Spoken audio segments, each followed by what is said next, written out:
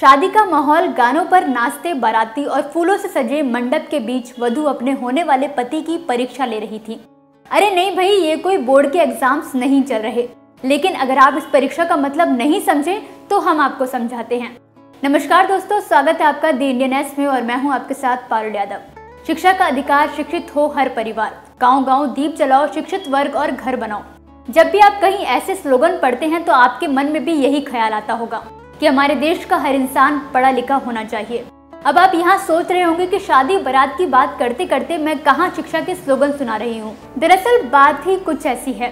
बिहार के मधुबनी जिले के पंडौल गांव में एक बारात जब दुल्हन के घर पहुंची तो जहां एक तरफ खुशी का माहौल था और सभी बाराती रिश्तेदार ढोल नगाड़ों पर नाच रहे थे, वहीं दूसरी तरफ दुल्हन अपने होने वाले पति की परीक्षा ले रही थी। और जब दूल्हा परीक्षा में खरा नहीं उतर सका तो दुल्हन ने शादी करने से इनकार कर दिया। हालांकि दुल्हन के इस फैसले से ना तो किसी को कोई परेशानी हुई और ना ही किसी ने इसका विरोध किया।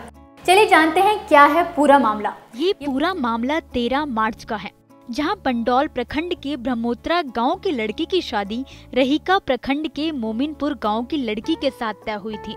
शादी के दिन तय कार्यक्रम के मुताबिक बारात दुल्हन की चौखट पर पहुंची, जिसके बाद वरमाला हुई। फिर मंडप में रस्म के दौरान दुल्हन की सहेलियों ने दूल्हे से हंसी मजाक शुरू किया।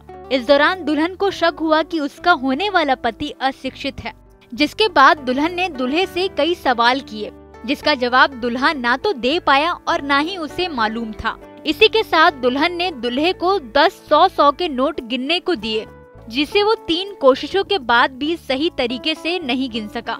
जिसके बाद उसके गांव और जिले का नाम पूछा गया।